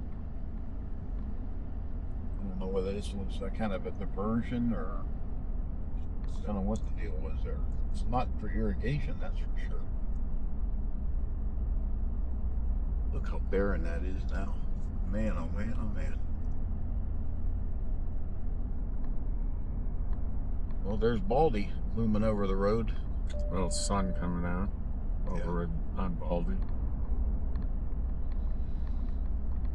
I swear there's a Baldy Mountain in every place I've ever lived. Oh, yeah. Yeah, well, there's Santa Fe Baldy down there, outside of Santa Fe. There's one in Sandpoint, Idaho. That's your brother Frank up there, right? Yeah. What took him up there? Okay. You want a story, do you? I do. So Frank graduated from Bucknell, which I know you're familiar with. Oh, yeah. One of my real live experiences took in the West End, just west of Lewisburg. But go ahead. 1968, civil engineering degree. Gets a job in New York City. As we're going to hire you, son, as the assistant to the general contractor for this job in New York City. So he goes there and gets that job. And it turns out it's kind of a big job. It was a thing called the World Trade Center. Oh my goodness! Yeah. And he worked there for. Never heard of it. He worked there for about a year and a half and said, "You know what? This is not for me. This is not what I want." So he got himself, a step van. You know what those are? Yeah, I do. It was a locksmith truck with the logos and everything still on it. And he converted it to something he could live in. And he took off. He came through Rochester to say goodbye, and I showed me the inside of the truck and everything. I think I have a picture of me somewhere. And he just headed west. One thing he used to tell me, and I don't know how my listeners will respond to this, but it's the truth. There's no air conditioning, so he'd run with the door open, and he found that on lonely roads he could stand on the step and drive and pee out the side. Oh, And youth, huh? so he ran out of money in Idaho. And he was in a cafe on his last few bucks eating a meal. And he overheard a guy complaining to the counterman saying, I had this damn guy come by and he's renovating my bathroom and he just disappeared on me. He's been gone for 3 weeks and he left all his tools. Do you know anybody that can finish the job? And my brother said, I can do it. And the guy hired him right there. My brother heard there's a job and their tools. Yes. And so he finished the job. And I said, then he said, I kind of like this construction stuff. So he slowly started taking rough carpenter jobs and stuff, and he just increased his skills over time. So by the time he retired, decades and decades later, he was a master builder of $1 million custom homes. This is how he earned his living. And I said, well, it's a good thing you were a civil engineer. And he laughed. He said, civil engineering had not a thing to do with it. Yeah. There was no relation whatsoever. No. I figured it out as I went. And so he started in Sun Valley, and he was wandering around Idaho, loved it, but found Bonner County, Idaho, Sandpoint, and just fell in love with it. And bought himself a plot of land. I think when he got it, it was 14 acres. And there was no road. He drove through the woods to get to it. And he lived in his van and built a cabin, like a 1-bedroom cabin. He was pretty skilled by then. And when I came to visit him, my father sent me out there, spent the summer with him in '79. He'd been there for a while.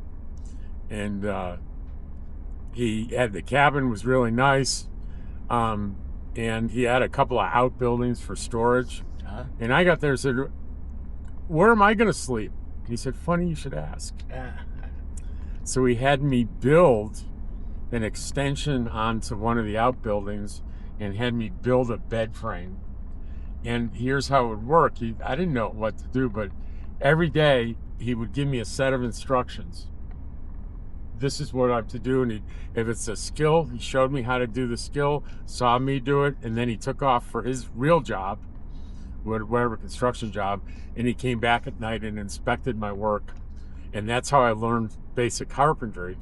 And I built my own room. And fast forward to a couple of weeks ago, since then he built a huge house on the property, and he turned that cabin into his workshop. And it was kind of a wreck, falling apart and stuff. And he had a friend that some relationship or marriage or something broke up, and the friend needed a place to stay. And Frank said, well, if you want to help me fix up my old cabin, you could stay there. So that's what they did. And they're still working on it, fixing it up so that guy can live there. And I said, you need to tell that guy that I know what it's like to go spend the night at your house and find out you have to build your own room. And so that came full circle. Well, that's a gutsy thing that he did, isn't it? Yeah. It's a wild turkey right there. See if we can see some. So you didn't know you'd get that when you asked how did your brother get to Idaho? No. But he had been an outdoorsman previously, right? Well, under my father's tutelage. Right. Yeah.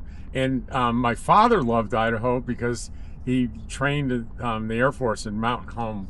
Oh, yeah. John, my son John was assigned up there for a deployment.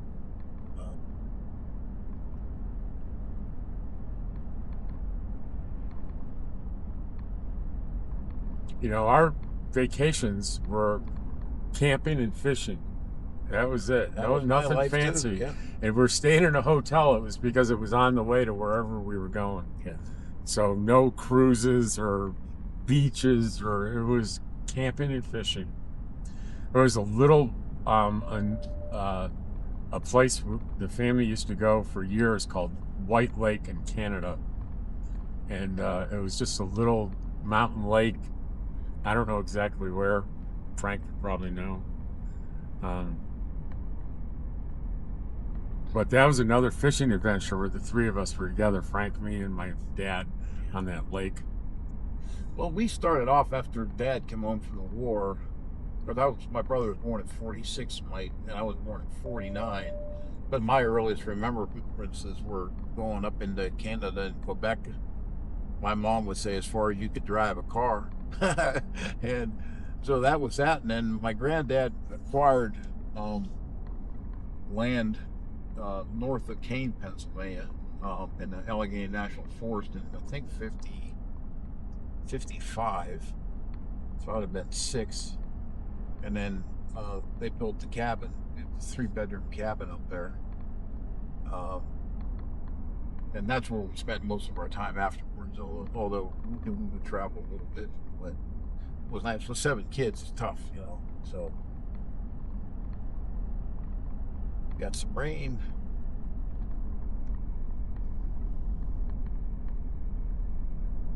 I love that they put that sculpture down in there. Yeah. For their own edification. You know what I mean? Mm-hmm. I don't know how long it's been there, but it's been years ago that I first saw it. For viewers, it's a brass, or what do you think it's made of? That's steel. It's steel. Yeah. It's a giant horse. And if you look a little closer, there's a guy with a cowboy-style hat sort of kneeling down by the creek there. And the only way you can see it is pan and gold. Pan and gold. Yep. And the only way you can see it, it's in private property, is from the road if you happen to have the right angle through the trees. So it's not easy to spot. Oh man. So we're in the parkland here right about now. Very cool. Headed up this beautiful canyon. Hysterical marker, it says.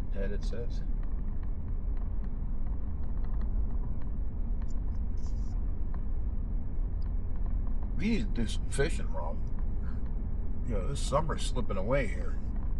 We just don't want a lot of company doing it.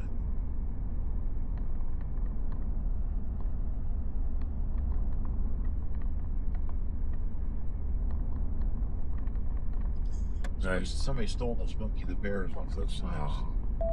Both of them, because these are in the valley. This is Ponderosa here, yeah? Yeah. You mean the campground? Yeah. Yeah, Ponderosa on the left, Maverick on the right.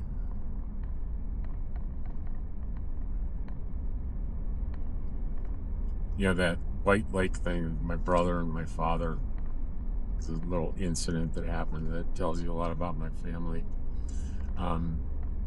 I hadn't been there. The family before my mother died used to come every year. And they stopped for a while and they decided, well, let's go back, take Robert there. When I was about 7 or 8 years old. And they talked about the rock. There was a rock like in the middle of the lake sticking out of the water that they used to swim off of. Yeah. They take the boat up there and spend the day on the rock. So like, we're going to show you the rock. So we went out in the boat and I stood on the rock and and it's like I'm looking over the vista, and the next thing I know, I'm underwater because my brother just shoved me in. And it went beyond my immediate family because when I was about in my early 20s, we had everyone in the family, cousins and everybody gathered for my grandmother's 90th birthday. And we did it in a Holiday Inn. The Gebhard family reunion, that's my middle name and my mother's maiden name, was on the marquee. And I'll tell you 2 stories about that tells you everything you need to know about my whole family. Is there was a pool there, and within 20 minutes of everybody getting there, people were getting shoved in the pool by cousins fully clothed. Then we had this huge banquet, just this enormous banquet, and there was a head table with my grandmother and that generation up there, and the rest of us were sitting. There had to be 50 of us, easily. And my Uncle Peter was up there. My Uncle Peter was like the MC He's a lot like you. You remind me of my Peter. He was making speeches, and he said, he was giving out gifts to everyone in the room. And he got to the bottom of the bag, and there were no more gifts. And he says, did anybody here not get a gift? And I didn't. I was embarrassed. I wasn't going to say anything. But slowly, come on, don't be shy. If you get a gift, put your damn hand up. And I put my hand up, and so did other people. And I'm looking around. Oh, yeah. Yeah. I'm looking around, and I notice it's the youngest people in the room with their hands up. And then somebody hands him a paper bag, and he said, I forgot these. These are your gifts. And he starts throwing the gifts out from the dais. They're squirt guns. I know where it's going. The squirt guns got loaded, and it was bedlam. And one of my aunts got a whole water pitcher poured over her head. And my brother Frank is next to me, nudges me. He's good. Look at the back of the room. The back of the room, the manager of the hotel is back there. You couldn't hear what he's saying. He's gesturing and yelling, but you couldn't hear what he was saying. He was like, he knew he was lost control of the hotel. It was hysterical. That's my family. That's where I came from. Well, I like Canada. We were up, and I was probably 5 years old, and we pulled in. We were at either Lake Temagami or Trout Lake. I think it was Trout Lake, and we had a cabin rented and there's a beach there, And while my dad's unloading the car, my mom gets us in gear, swimming gear, and then and my brother's 3 years older than my sister and I, and he's got her on one hand and me in the other. We're walking down the beach. Well, that wasn't going to work for me because I broke free, and I took a couple steps and it dropped off to about 20 feet of water. My dad's coming up to take more stuff in, and I'm going down for the last time. Oh, really? Yeah, and it's weird. It's one of the earliest remember, and I can remember seeing people on the dock, and then going under the water, and I could see the pilings that went down from the dock, and that's all I remember. And my dad, he got me out of there and saved my life, And he said, I would just want you to know, at some point in your life, you're going to have to buy me a brand new pair of Florsheim shoes, because that's what I had on when I jumped in to save you. Did you ever make good on that? I did. Yep. This guy's crowding me a little too much. Oh my God. I don't remember seeing that. That's because I'm going to have time here with you driving. Look at that rock fall up there. Holy mackerel.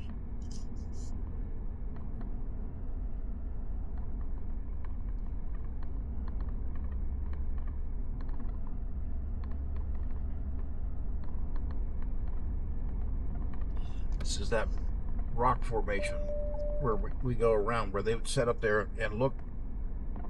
It signaled me down below to rob them.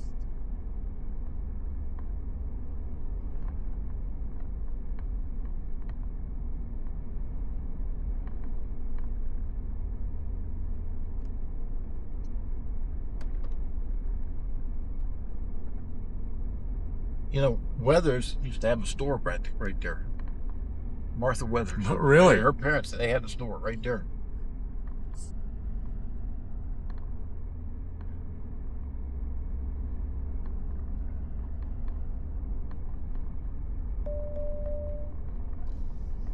Kids in there fishing. I'd love to see that, So it reminds me of, when I was a kid, you had that freedom, A lot of kids don't have that freedom anymore. Helicoptered all the time,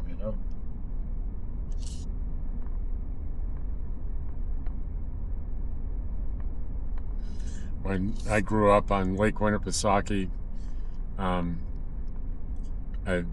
was granted use of the John boat, and it had an 18 horsepower Evinrude on it, 14-foot John boat. My dad Well, said no. that's He goes, nope, nope. He went out and bought a 6 horsepower Evinrude. Yeah, I was and gonna put say, it, he wasn't going to let me do that. He knew better than that'll that. scoot. I mean, when I was with the game commission, I had a 17-foot low line, ultra wide beam with a 25 horsepower short shank on it. I think we go pretty good. Well, with a 14-foot aluminum craft and an 18-horse Evinrude, Yeah. you could hurt yourself Yeah. on that. Yeah. But with a 6 horsepower, there wasn't much you can do to hurt yourself. But I had friends, we all had these little boats, and we, all summer we'd buzz around the lake in those things. Parents didn't worry about where we were. No, mine either. There weren't any cell phones or... All right, we're coming up here on the left is where the gravesite is to the girl. Yeah. It was the big topic of the day, the reason for the day. Yep. And it's up here on the left. Right there. Yeah. Right here. Right back in here. Yeah. Oh, yeah, behind the screen of trees. Yeah. Yeah. Yeah, that's where they are. That's where she is. And, I know you don't have a clear shot of this, but trust me, you can't see anything. There's nothing there. If you look from the road, you can study it all you want. You can't see it.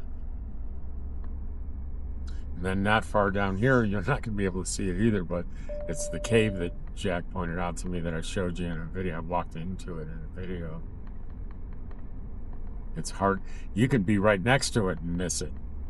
That's how hard the cave is to see. Yeah. Well, I say cave, it's a mine.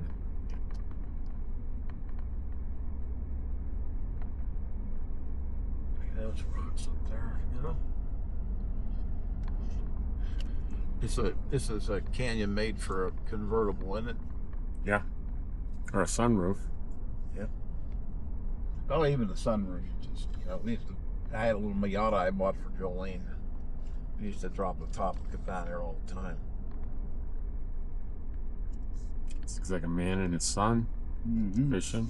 He's fly fishing. The kid's got a spinning outfit. Well, that described me for a while when I was a kid. Yep. He wasn't handing me a fly rod at age 6 or 8. Yep. A close face reel. Yep. That's what I started with. I actually started with a fly rod, which explains a lot. I learned all my bad habits early. And I graduated from my dad. I was presented with a Mitchell open-faced reel. Oh, Mitchell 300. It was a Mitchell 308. No, 300. It was a 300. Mitchell 300. Yep. And I knew I had arrived when I got the Mitchell 300. There you go. Because that's not a kid's reel. Nope. The closed-faced one had a little thumb trigger. Oh, yeah, like a little Zebco thing, yeah. Yeah, I know.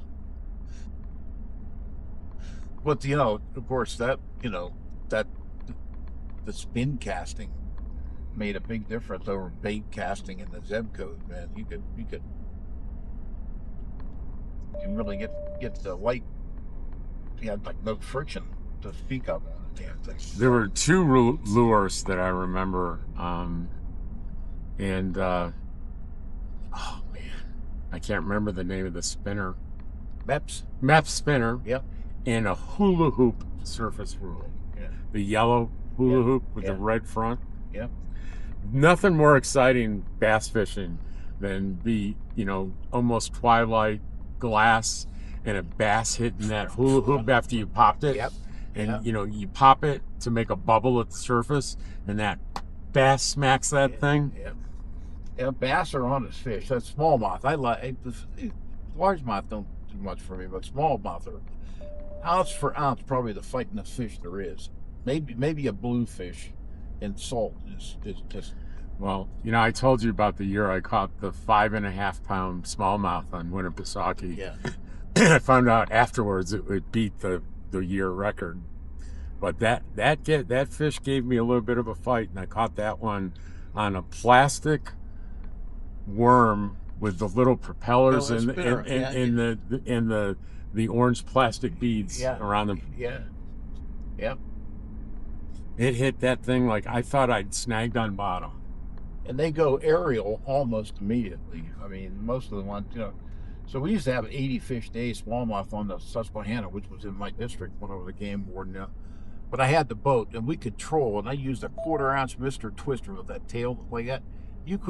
I'm telling you, you couldn't make 50 feet of the river without getting hit. It was just crazy. I mean, my dad was happy for me, but he caught a 3.5 pounder that day, and I made it meaningless.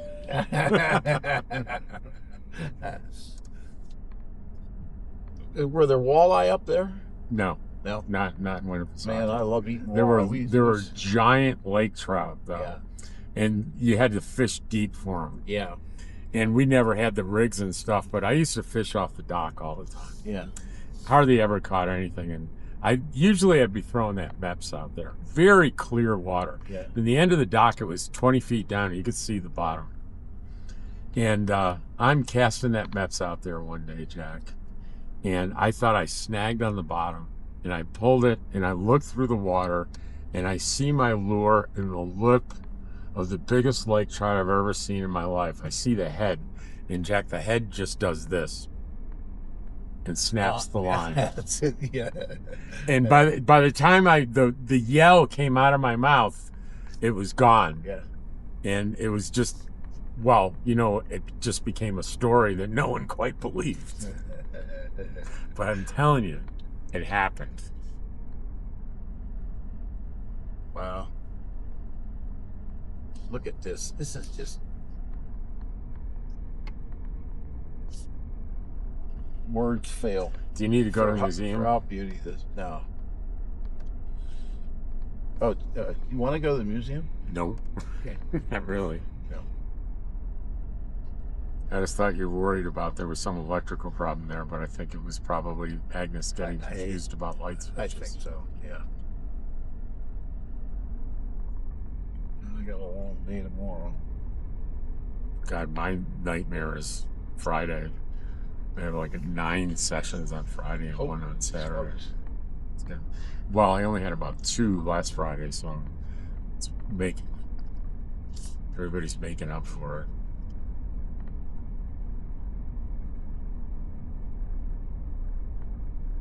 it. I think he had a pretty good party going there, 4th of July.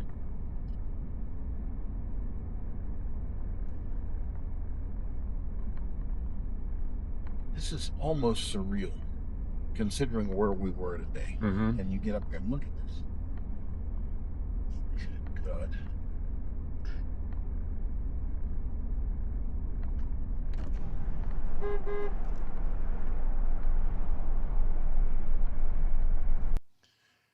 And as promised, here I had to record an ending for it. And I'm sorry I didn't think of that when I had the camera on. But between the 2 cameras that I had going, I had about 7 or 8 hours of footage that I had to really cut down.